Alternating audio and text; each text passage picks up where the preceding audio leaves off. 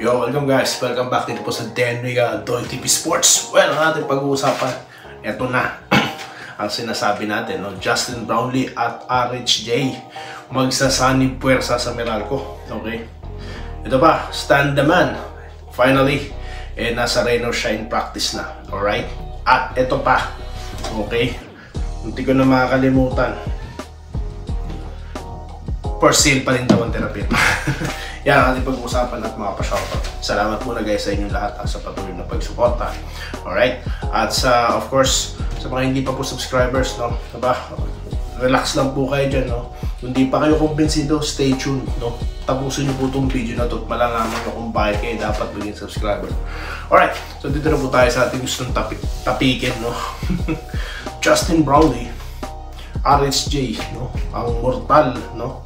Na magkalaban, hindi personal of course, mortal na magka-rival na ngayon, okay? Dahil nga po makailang beses nagsagupa, no? Nagpang-abot ang dalawang ito sa bakbakan, no? Ng finals kung saan ako nakaka 2-0 na po si RHJ dito kay Justin Pinoy Brownlee. Ngayon sila po yung magsasanib puwersa. Biruin niya. Dalawa po sa kinikilala ngayon, no?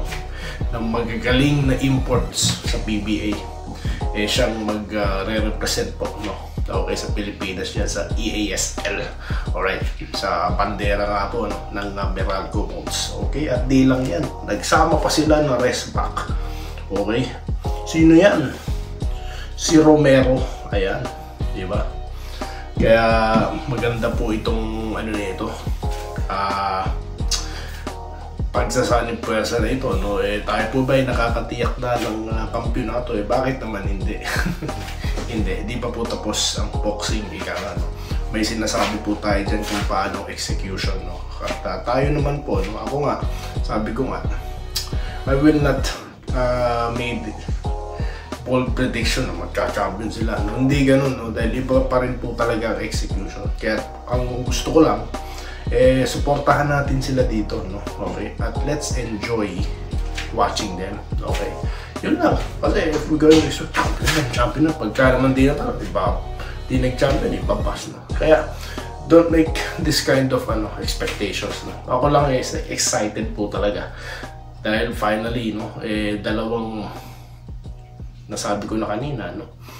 Dalawang personalidad na kinikilala dito sa larangan ng basketball sa Pilipinas ay magsasanib puwersa, no? Okay? Under one flag po yan guys, okay? So yan po ang ating topic. Sunod, Stan the Man, finally nasa rain or shine na. Alright, so napaliwanag na po natin, no, kung bakit siya na-delay, no? Kasi nga, syempre, meron siyang personal matters na inaayos sa Amerika. Ngayong ayos na, nandyan na. O, di ba ba? Alright, sunod naman, for sale pa rin daw po ang terapirma. Okay. Yun na po yung sinasabi natin sa mga nakaraang content, no? Wala po talaga siguro, no, na buyer na talaga pong may capability, no, na mag-put up ng team sa PBA. Kasi ganun po ini-scrutiny po talaga, no, talaga pong tinitignan ng PBA yung kakayanan ng bawat team, no, na mag-put up dyan. Hindi po basta-basta lang na gusto magbubuo ng team. Ano yan? Ligang barangay. Hindi po ganun kasimple yan, no? Matindi po yan kasi kailangan po talagang patunayan nila na sila po ay financially capable, no, na mag-handle ng isang koponan na hindi lamang po isa-dalawang season, no? May criteria po, na sinusunod. Kaya po binubusisa yung tawag dito, yung kanilang financial capacity, no? Okay, kasi po delikado po pag wala naman palang kakayanan mag-put up ng team, di ba? Kawawa naman po yung welfare ng mga player, no? Baka po, nako, may mga nababalitaan po tayo dyan na di binabarat, po. Pinaalala ako, no, sinabi nung isang player, offer sa kanya 30 million. Ang pihira naman yun. Ano yan? Kaya ewan ko, no? Kaya yun po ang mga kadahilanan dyan. Okay? So yan po ating napag-usapan ngayon. Shoutout na po tayo guys. Alright? I always find ways guys para po magkaroon tayo ng content. Para naman po, mga shoutout naman po, no? Yung ating mga mga Kadoy TV, no? Mga kabayan, okay? Alright, so yun po, dito tayo kay Sir Robert Quijano na nag-good PM para po daw sa kanya na dapat trade kagaya ni si Annie, si Gray at Pesuman para makapaglaro naman si Paul Garcia. Alright, at mga rookie, kinuha nila, mabawasan ng player ng Ginebra. Depende po kung may kung mayroon pong team na interesado dyan, no? Na kunin yung mga nabanggit yung player, ano po. Ano po bang pagkakaiba ng mga player na yun sa mga rookie, no? Well, excited po tayo sa mga rookies, di po ba? Dahil hindi pa natin sila napapanood sa team. Samantalang itong mga nandyan na pinopropose nyo, sir, na i-trade, nandyan na. Yun nga lang, hindi nakakalaro, no? Di ba? But I don't think walang ibubuga, no? Kapag nabigyan po kasi ng playing time yan, katulad nung David, di ba? So, yun po yung sinasabi natin dito. Okay. Ito po. Vincent Laba, good day kabayan doy. Sana nga may bigay ni Johnny A. Ano po to? May gabay. Opo. Well, definitely, no? Kaya nga siya nandyan, no? And at the same time, diba, mas may kinalaman siya, no? Mas malawak ang kanyang kaalaman sa triangle offense dahil sa buong karera niya sa basketball, yan po ang kanyang in-orchestrate, no? Kasi nga po, diba, siya ang point guard, siya ang playmaker. Kaya alam niya, patakbuhin niya, no? Ngayon, syempre, bubulungan niya lang pang ganito yan. Okay, diba? Okay, dito tayo, ha? Ray Toledo. Okay, Boss Doy, makakalaro, Barasi, defensive big man. Well, para sa akin, no, he just do the basics, no? Panoorin niya ginagawa ni Baltasar, no? Ano po ba ang utos o yung advice ni si Ildefonso po ba nag-advise sa kanya na unahin muna yung mga bagay na katulad ng mga maliliit na bagay muna, no? Bago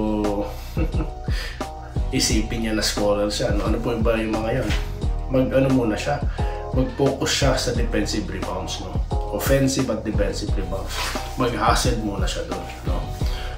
Pag nangyari po yun, guys, no? Yun po yung parang madali sa ngayon, no? Di po ba?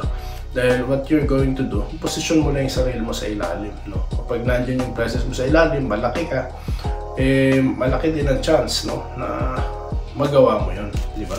So, yun po siguro ang gagawin niya, no? Aside sa ma-integrate siya sa triangle offense, di po ba? Kasi nga, nabanggit ka ni Coach Tim ko ng dahilan, ba't niya napili yan, di ba? Magaling daw po mag-roll, no? Sa pick and roll. O, di ba? Okay, so dito tayo, ha. Nakita ko sa YouTube. Ano po yun, sir? Nakita nyo sa YouTube. Sir Archie Makira, nga po, elaborate po, no? Kasi sa dami po ng comment, nakakalimutan ko kung ano yung tanong ko sa inyo, sir. No? Pati ako nagpapa-assignment. Kundi lang po kayo busy, sir. Gerald Castillo, ayan. Hindi naman agad-agad magagamit sila like yung 6'7" na big man. Hindi lang muna masanay sa sistema ng CTC. Tama po kayo dyan.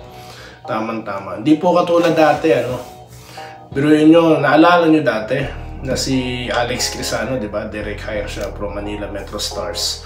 Di ba, naipasok agad siya. Kasi kailangan na Ginebra ng big man that time. Kasi nga, na-trade na nila si Marlo Aquino, di po ba? At si Jun Limpot ang kapalit nun, tsaka si Banjo Calpito. Si Banjo Calpito, di po ba, siya halos na nagagamit, di po ba, pagdating sa center position. Kasi nga po si Jun Limpot is power forward. Tapos, nagkaroon ng big man like Alex Crisano, ginamit siya. Tapos si Basco, di ba, na direct hire scheme din yan, di ba? So, nagagamit din si Basco, no? Okay? So, yun po yung naging nangyari dyan. Kung wala pong ibang big man na available, magagamit sila. Ngayon, kung sa practice na magpakita ito, malamang nga, mabigyan ito ng pagkakataon. Alright, Erwin Versosa, gagamitin talaga mga rookie idol para subukan. Okay, magagaling daw po ang mga na-draft. Alright. Don Ryan Cantor, dapat makalaro si Paul Garcia, magaling din yan. Kaso po, hindi nga nakakalaro, di po ba? All Pilipino na po tayo, di ba? Hindi naman halos ang paglaro. Barrientos tandem sa Ginebra, Robert Kediam, sabi niya. Benjamin Hapayan, yung mga rookie na kinuha ng Ginebra sa draft, baka matulad din yan kay Paul Garcia, na kaya daw kinuha ni Coach Tim Cole, may potential pero binabangko lang, sayang. O yun nga po no? Sayang talaga. Sana po magkaroon ng 4th team. Ilipat doon. Galit na naman sa akin ng mga haters na ito na SMB. No, kasi wala naman pong team na may gusto tayo. No? Alright, dito tayo ay sayang talaga daw, no? Ang career ni Garcia. Yun nga, no? Sayang wala po. Para po magkakaroon ng takers, gusto nyo rin sa Ginebra, di ba may kontrata nga siya. Hindi talaga siya makalis doon. Di ba nag-MPBL na nga yan, di ba? Kaya nga po maganda rin yung existence ng MPBL, nabibigyan ng pagkakataon yung mga players na wala pong pagkakataon, di po ba? Rolando Pangit, Cubs, 34 jersey, Sonny Steele at 34, Chris Ellis, pareho sila kay Pryor. Let's see, no? Rodel Peñuliar, maniwala ka, Noy TV sa tatlo na yan, isa lang makakalaro siya. Well, kanina, no, may napansin akong content, no? Tinatanong gaano daw kahusay o kalakas si Steele, no? Well, iba po ang level na pinanggalingan niya sa PBA, ano po. Okay, gaano kalakas, no? Baka naman po yan bagay maganda rin yan para makilala yung player, ano po. Okay, let's see na lang po talaga sa actual niya, no? Kung siya po yung makakalaro. Sancho Bonsato, no? Team Cone pa, huwag na umasa. Short rotation, di po ba? Kung si Ahan Mishi nga, no? Di ba may max contract sa Ginebra yun? Nabibigyan ba ng maayos na playing time? Kasi nga po, doble-doble na sila sa posisyon. Yan po yung mahirap Doble-doble na po talaga. Alright, Ma'am Irene Quillas, Sir Josh Pineda. Okay, kay Vincent Nava. Alright, sa lahat po ng mga commenters nito na hindi mo mababanggit, sorry po, no, next time po. Promise, okay, si Ma'am Minerva Jaba, yan, lagi din po kasi siya nanonood sa atin. Maraming salamat po sa inyong panonood at pagkikita-kita po tayo sa susunod na video content. Dito lang kasi Dendy UB Sports. Uli, maraming salamat sa inyong patuloy na panonood. Salamat po sa panonood. Subscribe na para sa mga susunod na basketball at boxing videos.